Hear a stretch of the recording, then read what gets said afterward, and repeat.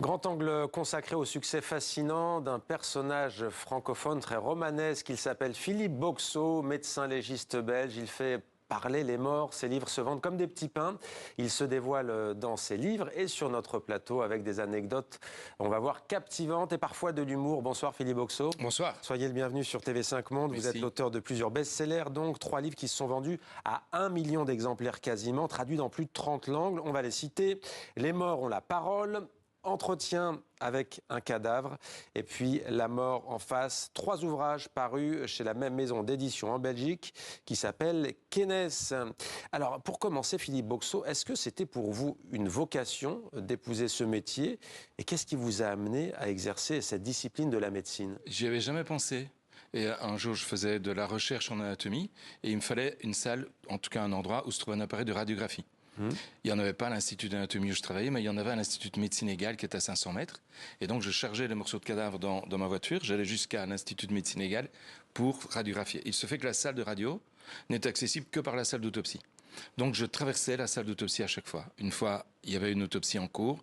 Je me suis arrêté et je suis resté et je suis toujours là. Et vous êtes toujours là, médecin légiste, criminologue, professeur de médecine légale, directeur de l'Institut de médecine légale de l'Université de Liège, votre ville que vous avez affectionnée, tout comme Rome par exemple et Paris également.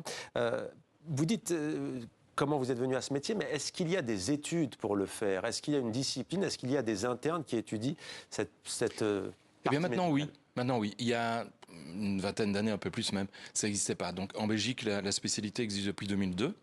En France, un peu plus tard, mais elle existe aussi maintenant. Et donc, il y a moyen de la faire, effectivement, lors de l'internat et puis chez nous, en termes de spécialité, spécialisation, dès qu'on sort des études de base de médecine. Allô, docteur, j'ai un mort pour vous. Est-ce vrai qu'à toute heure de la journée, cette phrase, vous l'entendez, ou en tout cas, est tout à fait incessante, vous devez Oui. y aller? En fait, on est de garde. Et la garde, ça veut dire qu'on est disponible. On ne peut rien prévoir d'autre que d'être libre pour l'appel du procureur, l'appel de la justice. À ce moment-là, il nous téléphone, il nous dit où aller, on y va, on fait notre job, et puis on fait rapport au procureur qui décide de suite à donner au dossier. C'est comme ça que ça marche. Et donc, c'est une disponibilité de tous les instants, dès lors qu'on est de garde. Aujourd'hui, je suis à Paris, je suis pas de garde. J'ai quand même été appelé par un parquet qui voulait absolument que je sois là. Malheureusement, c'est pas possible depuis Paris de retourner en Belgique puis de revenir pour vous voir. Et pourtant, vous êtes sur ce plateau, 12 personnes, en vous comptant, seulement exercent ce métier en Belgique, médecin légiste. Comment l'expliquez-vous, alors que c'est vrai que ce métier est devenu l'objet de tous les fantasmes à travers le cinéma et les séries? On était 40 dans les années 2000. On est 12 formés et 12 en formation aujourd'hui. C'est pas beaucoup. C'est même beaucoup trop peu. Et on l'explique par 2 motifs. Le premier, c'est que c'est un métier qui ne s'exerce qu'à travers la garde. Et la garde, donc la disponibilité de 24 heures, n'est plus à la mode du tout dans la profession médicale, que ce soit en France ou en Belgique, parce que ça fait quand même 24 heures pendant lesquelles vous pouvez rien prévoir. Vous pouvez pas prévoir d'aller manger avec des amis. Si vous prévoyez d'aller manger avec des amis, c'est ce qu'on appelle la loi de la vexation universelle. Le seul cas de la journée va arriver au moment où vous vous préparez à partir. Ça va pas rater. Ça, c'est la première chose. Puis la deuxième, c'est que c'est un métier qui est pas bien payé. Et par rapport aux autres disciplines de la médecine, et c'est d'ailleurs en Belgique en tout cas la seule spécialité que l'on peut exercer avec une autre spécialité. Donc une spécialité pour vivre, n'importe quoi, n'importe laquelle vraiment, la plupart sont soit anatomopathologiste, soit médecin expert judiciaire, et puis la spécialité, la médecine légale par patient. Philippe Boxeau est notre invité, alors et vous allez nous donner quelques exemples. Tiens, est-ce que vous vous souvenez de votre première intervention? Oui, oui, je ne peux pas l'oublier, celle-là. C'était sur une autoroute, il était quelque chose comme 5 heures du matin, et une voiture a fait une embardée, et était venue taper sur la berne centrale. Le conducteur était ceinturé, il était resté dans la voiture, mais le passager dormait et n'était pas ceinturé. Aïe. Il est passé par la fenêtre, par le pare-brise. Il est allé taper de sa tête sur la berne centrale. Il a été décapité et la tête a roulé jusque dans le fossé. Et on m'a demandé d'aller faire prise de sang aux défunts, mais aussi aux 2 défunts, ils étaient morts tous les 2. Donc j'y vais. Et je constate que la tête est plus là et que personne ne l'a cherchée. En fait, les policiers n'avaient pas trop envie de la chercher non plus. Et puis, objectivement, c'est pas leur rôle. Donc j'ai suivi les traces de sang, j'ai trouvé la tête et avec ma lampe de poche, je l'ai éclairée en disant aux policiers, je crois que c'est ce qu'on cherche. Et il y a un policier au loin, je l'ai vu, qui est tombé dans les pommes. Il a mis facilement 3 à 4 semaines pour récupérer. Moi, ça va. Ça vous a pas rebuté? Vous avez Non, continué pas du tout. toujours avec des gants pour faire Oui, la vaisselle? moi je mets des gants, c'est moi ça, j'aime bien. C'est des gants de vaisselle, ça veut dire que ce sont des gants qui sont relativement résistants. Ouais. Ils ne craquent pas. Ils craquent pas. Ouais. Mais on fouille vraiment les morts, comme le dit l'expression? Ouais. on va chercher tous les organes qui y a à l'intérieur. Lors de l'autopsie, on les sort, on les examine, et puis on les remet en place. Ouais. Donc oui. Alors vous avez d'autres anecdotes, notamment un homme que vous pensez décédé avec les enquêteurs, et finalement il ne l'est pas. On m'appelle pour un mort, c'était à l'époque où on allait encore voir les gens qui mouraient quand ils vivaient seuls à domicile. On allait les voir. Et là, quand j'arrive, je me gare et je vois un policier qui est un peu tout blanc et qui me dit « Écoute, monte vite, il n'est pas mort ».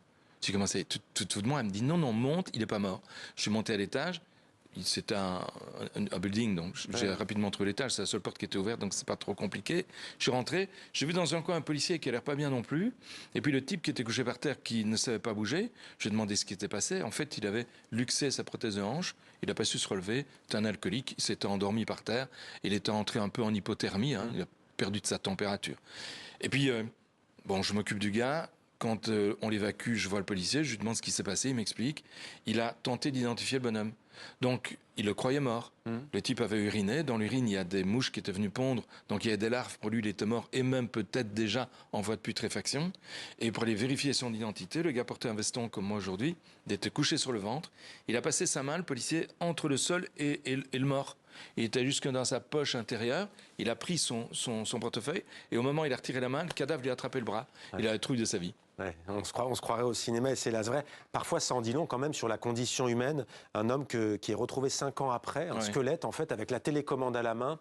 On ne va pas tout raconter, mais c'est vrai que c'est quand même... Il regardait TF1, il regardait Jean-Luc Reichmann et les 12 coups de midi. Ça, je me souviens, parce que j'ai la tête de Reichmann sur une photo que j'ai faite. Ouais. On dit souvent que celles et ceux qui exercent votre métier, d'ailleurs je dis celles et ceux, il y a des femmes aussi. Oui, beaucoup de femmes. Oui, beaucoup. On dit souvent que vous avez, c'est peut-être pas le seul métier, mais des séquelles psychologiques, on n'en sort pas indemne. Ah ben, pas moi, objectivement. Ou alors, il faut demander à mes proches si je suis devenu taré, enfin, avec une séquelle psychologique.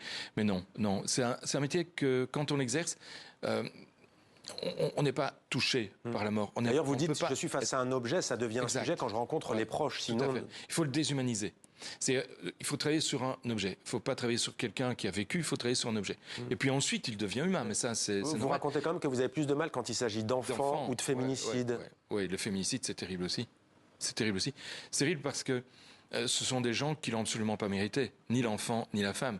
Tous deux avaient la possibilité de continuer à vivre et puis se sont trouvés dans une situation assez inextricable. Le mystère du linceul de Turin, je sais que ça vous passionne, on vous en parle souvent, l'origine du suaire de Turin.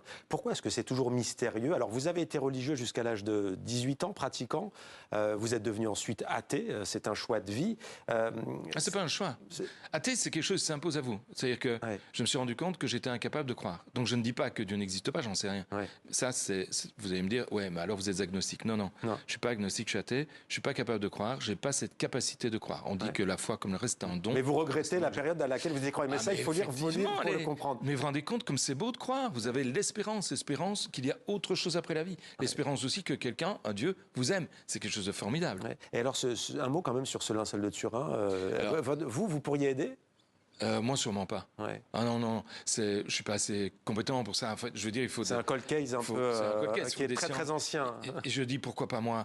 Parce que on doit attendre que la science évolue encore pour trouver d'autres moyens d'explorer ce linceul. Mais la datation a parlé tout de même, non? Alors la datation au carbone 14, vous pouvez l'oublier. En clair, vous pouvez l'oublier. Vous préférez les insectes? Non, c'est pas ça. Il y a eu un problème avec le carbone 14 qui fait que la zone analysée montre des écarts selon les différents laboratoires qui ont travaillé, qui aujourd'hui, on a les études, elles sont disponibles.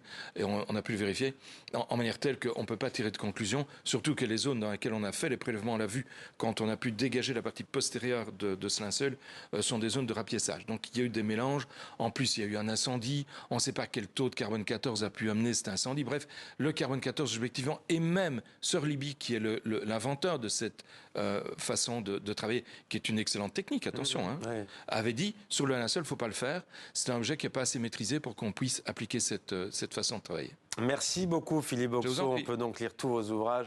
Merci d'être venu sur notre plateau sur TV5 Monde.